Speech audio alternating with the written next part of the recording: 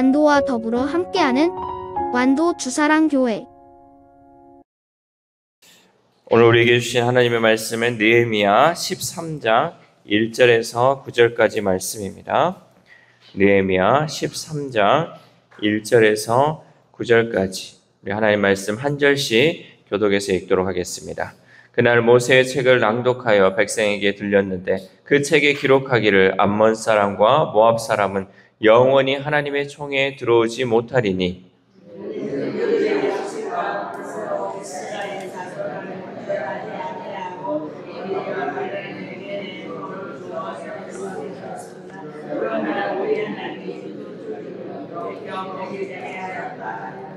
백성이 이 율법을 듣고 곧 섞인 무리를 이스라엘 가운데에서 모두 분리하였느니라.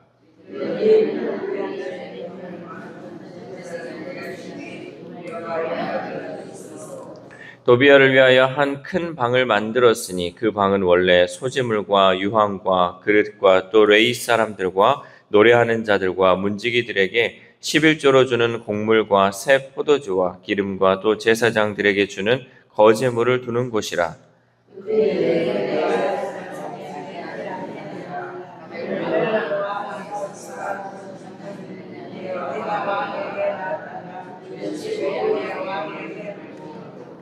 예루살렘에 이르러서야 엘리야십이 도비아를 위하여 하나님의 전 뜰에 방을 만든 악한 일을 안지라.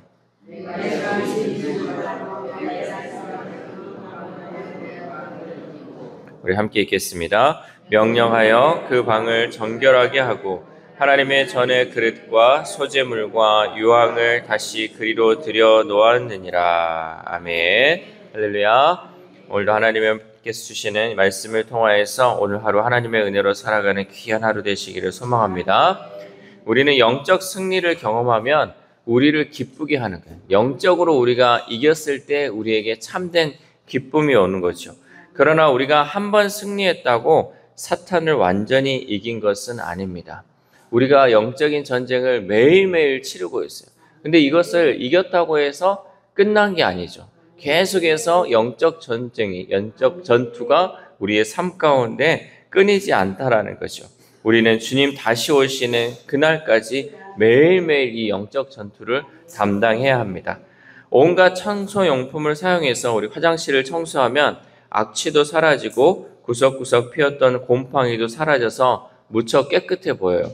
그러나 신경을 쓰지 않고 조금만 지나면 여기저기서 곰팡이가 피어 올라오는 것을 보게 됩니다. 이처럼 우리가 주의 말씀 가운데 견고히 서서 성령 충만한 삶을 살아가기만 하면 모든 죄악을 박멸할 수 있을 것 같지만 그렇게 쉽지 않다는 것이죠. 우리가 늘 기도하며 하나님 앞에 성령 충만한 삶을 살아간다 할지라도 그 가운데 이런 죄악된 생각들 또 우리의 죄악된 유혹들이 계속해서 우리를 괴롭히고 우리는 그것을 통해서 영적 전쟁이 끊이지 않다라는 거죠. 악한 영은 구석과 틈새 보이지 않는 곳에서 언제나 숨어 있습니다.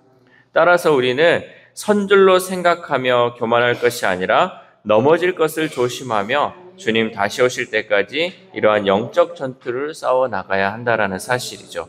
오늘 본문은 이스라엘 백성들이 율법의 말씀을 들으며 그 말씀에 어긋난 행동을 곧바로 수정하는 모습을 보여주고 있습니다.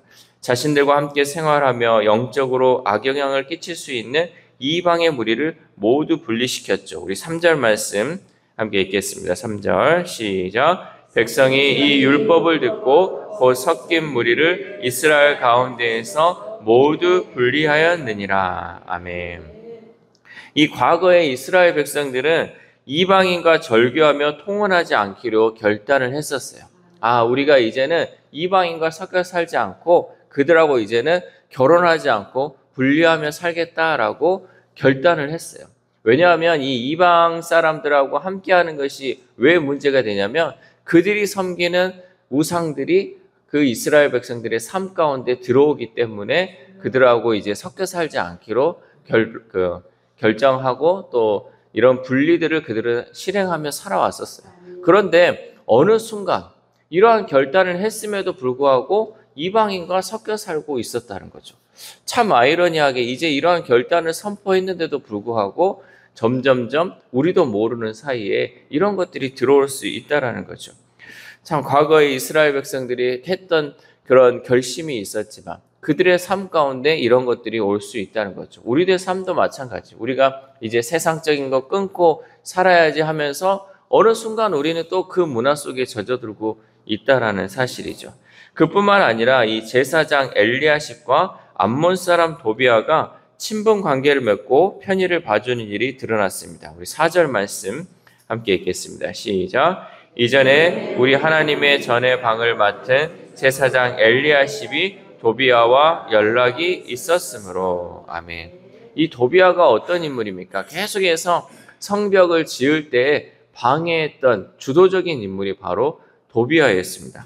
그런데 그 도비아와 제사장이 친한 관계라는 것도 충격적인데 이들이 행한 일을 보면 더 기가 막혔죠.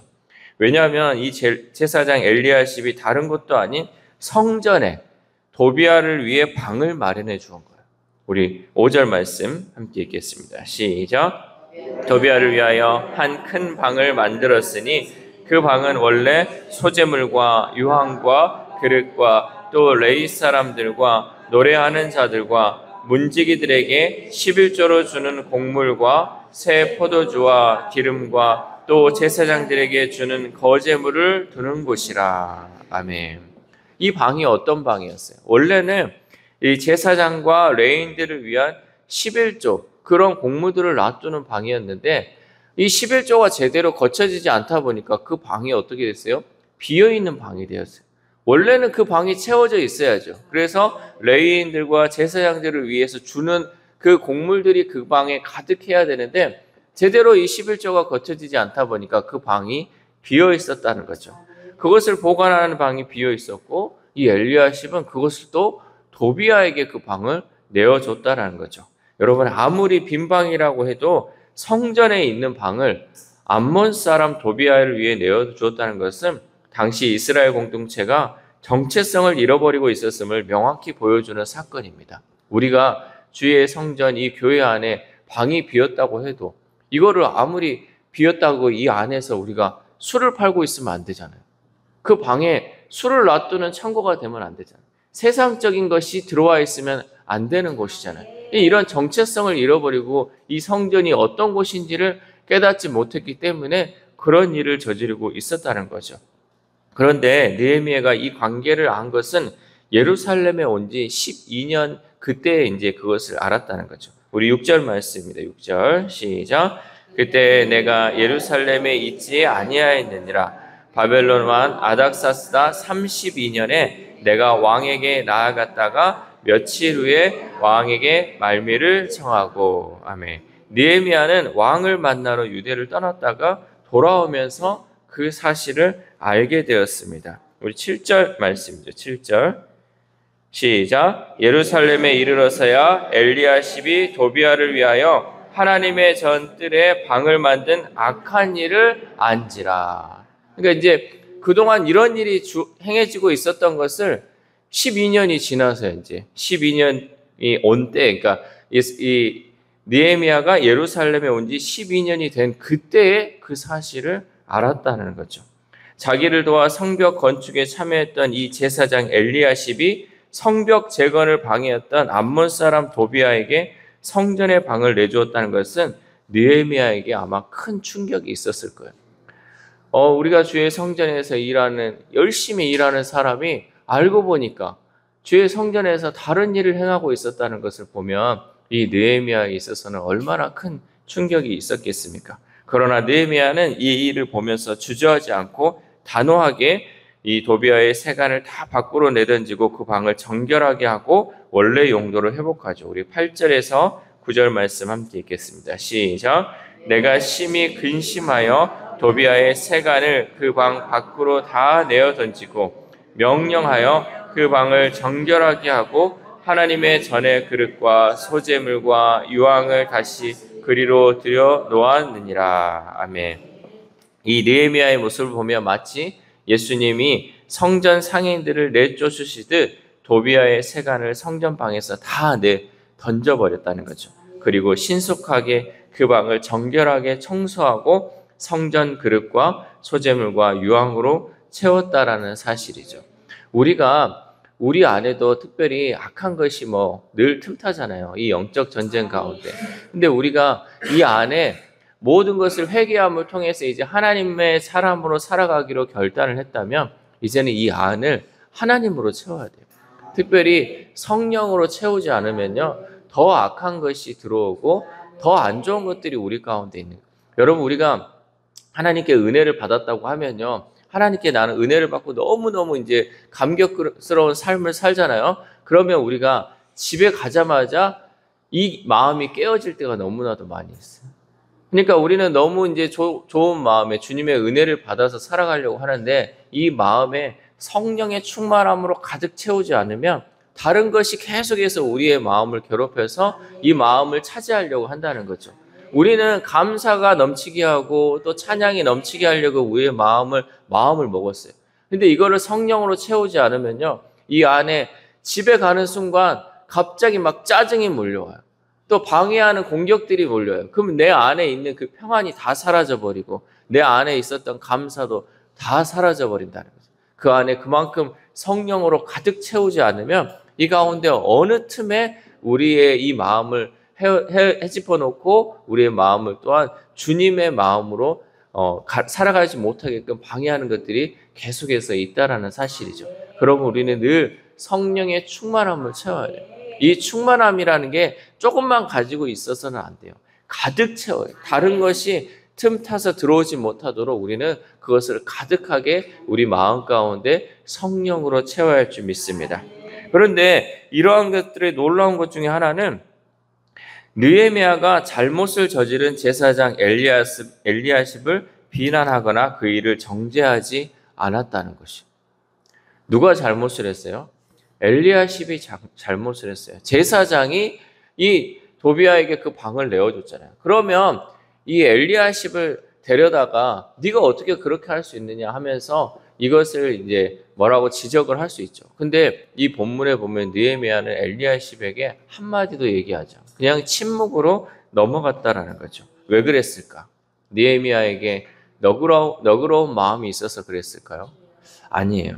느헤미야는 하나님이 기름 부어 세우신 종을 직접 정죄하거나 비난하는 일을 피한 것이죠. 우리가 늘 성경을 보면요, 다윗이 가장 잘했던 것 중에 하나가 사울이 아무리 자기를 죽이려고 한다 할지라도 사울을 향하여 직접 그것을 해결하려 하지 않았어요. 어떻게 했어요? 늘 하나님께 맡겼다는 거죠. 우리가 주의 종을 대함에 있어서 주의 종이 여러 가지 인간이기에 잘못을 할 수도 있고 실수를 할 수도 있잖아요. 그런데 내가 직접 그것을 비난하거나 내가 직접 그 일에 참여해서는 안 된다는 거죠. 우리가 이 모든 일을 볼 때는 하나님께 맡겨야 돼요. 우리가 해야 할 일이 있고요, 하나님께 맡겨야 할 일들이 있어요. 그리고 우리가 그 선을 잘 지켜야 한다는 거죠. 이 영역은 내가 할 영역이 아니라 하나님이 해야 할 영역이기 때문에 하나님께 맡기는 지혜로운 성도님들이 되시기를 소망합니다. 좋을 게 하나도 없어요. 그 일에 개입해서 내가 좋을 게 하나도 없어요. 그러니까 어떻게 해야 돼요? 하나님께 맡길 수 있어야 된다는 거죠. 사랑하는 우리 주사랑교회 성도 여러분, 사탄은 언제나 우리 공동체 안에 끼어 있어요. 우리를 서로 이간질시키고요, 우리를 분리시키기 위해 사탄은 늘 혈안이 되어 있다는 거죠. 교회가 죄인들의 공동체라는 말은 결코 말장난이 아니에요. 우리는 죄인들의 모임이에요. 죄인들의 공동체. 언제나 사탄은 청소된 틈새에 끼어 기회를 살피고 있습니다. 그리스도인의 정체성을 지키며 죄악을 끊어낸다는 것이 말처럼 쉽지 않습니다. 그렇기에 죄를 철저히 우리는 끊어내야 할 줄 믿습니다. 마치 제사장 엘리야십이 암몬 사람 도비야와 연락하고 있는 것과 같이 내 삶의 어떤 부분이, 우리 교회의 어떤 부분이 세상의 가치관에 휘둘리고 있을지도 모른다는 사실이죠. 따라서 우리는 죄악을 박멸했다고 교만하지 말고 날마다 우리의 심령을 새롭게 하는 회개와 또 성령의 충만함을 구해야 할 것입니다. 늘 깨어있고 겸손히 기도하는 교회만이 영적 전투에서 승리할 수 있습니다. 오늘 하루를 살아감에 있어서 우리 안에 우리도 모르게 끼어있는 죄악된 마음을 제거하고 내 마음에 성령 충만함을 통하여 하나님과 동행하는 귀한 하루 되시기를 주님의 이름으로 소망합니다. 기도하겠습니다. 하나님 감사합니다. 오늘 말씀을 통하여서 우리 안에 무엇을 채워야 할지 말씀을 통해 깨닫게 하심에 감사를 드립니다. 하나님, 우리는 늘 하나님께 감사하고 하나님을 찬양하고 싶은데 하나님, 우리의 마음을 흔들어 놓은 이 사단의 세력들 하나님 물리쳐 주시고 이제는 이 안에 온전히 성령님만 가득할 수 있도록 도와주시옵소서. 약간의 틈도 보이지 않게 하시고 이 영적 전투에서 날마다 승리함을 통하여서 하나님께 영광 올려드리는 우리의 삶이 될 수 있도록 도와주시옵소서. 하나님, 우리가 선줄로 알고 생각하지 않게 하시고 늘 넘어질까 조심하게 하시고 겸손한 마음을 허락하여 주심을 통하여서 늘 하나님 앞에 겸손히 엎드리고 간구하며 기도하는 우리의 삶이 될 수 있도록 도와주시옵소서. 그래 하나님, 우리가 세상 것 바라보며 살아가는 것이 아니라 온전히 하나님만을 바라보며 하나님의 은혜로 살아갈 수 있는 우리 주사랑 공동체 될 수 있도록 도와주시옵소서. 특별히 육신의 연약함, 마음의 연약함으로 힘들어하는 우리 성도들 하나님 불쌍히 여겨주시고 그들의 힘으로 그것을 이겨낼 수 없사오니 성령께서 함께하여 주심을 통하여서 성령 충만함을 통하여서 영적인 육적인 이 모든 질병으로부터 하나님 해방받는 귀한 은혜의 역사가 일어날 수 있도록 도와주시옵소서. 오직 하나님께서 함께 하실 때 그들이 승리하며 나아갈 수 있습니다. 하나님, 그들 가운데 성령의 기름 부음을 허락하여 주심을 통하여서 날마다 주의 은혜로 살아갈 수 있도록 도와주시옵소서. 또한 우리의 자녀들, 다음 세대를 위해 날마다 기도합니다. 하나님, 그들의 삶 가운데 성령의 충만함 주시고 그들이 정말 세상과의 그 연락을 통하여서 세상 거에 즐겨 살아가는 것이 아니라 늘 하나님의 말씀을 따라 살아가게 하시고 하나님이 주시는 그 은혜의 삶을 살아갈 수 있도록 함께하여 주시옵소서. 오늘 하루를 살아갑니다. 하나님, 오늘 들었던 이 말씀을 통하여서 하나님, 우리가 성령 충만한 하루가 되게 하시고 어떠한 것이 우리를 공격한다 할지라도 하나님 주의 말씀으로 이겨내게 하시고 주의 말씀으로 승리하며 나아갈 수 있는 귀한 하루 될 수 있도록 도와주시옵소서. 이 모든 말씀 우리를 구원하여 주신 예수 그리스도의 이름으로 기도드립니다. 아멘.